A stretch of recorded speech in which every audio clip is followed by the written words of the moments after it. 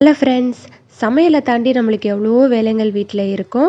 அதுலேயும் பார்த்தீங்கன்னா நம்ம ஒவ்வொரு நாளும் ஒவ்வொரு வேலை செய்யும் போது நம்மளுக்கு அலுப்பு தெரியாது. தினமும் ஒரே நாள் இழுத்து போட்டு செஞ்சோன்னா ரொம்ப டயர்ட் ஆகிடுவோம்.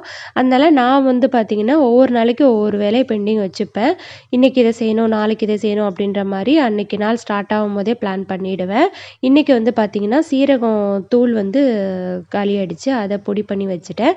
அப்புறம் புளி தொக்கு ரெடி பண்ணுவோன்னு பார்த்தேன். இதுதான் ஃபஸ்ட் டைம் நான் அந்த புளி தொக்கு ரெடி பண்ணுறது. எப்படி இருக்கும்னு தெரியல. சரி கொஞ்சமாக செஞ்சு பார்ப்போன்னு செஞ்சுருக்கேன்.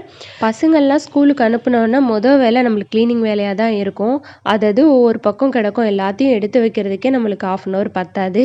அதுக்கப்புறம் சமையல் வேலை, கிச்சனில் ஒதுங்க வைக்கிறது எல்லாம் கரெக்டாகிடும். மதியம் குட்டி பையன் வர வரைக்கும் வேலை இருந்துக்கிட்டே தான் இருக்கும். எனக்குன்னு இல்லை, பொதுவாக எல்லாருக்குமே இருக்கும். ஆனால் மதியத்துக்கு மேலே கண்டிப்பாக ரெஸ்ட் எடுத்துடுவேன். இல்லைன்னா என்னால் முடியாது.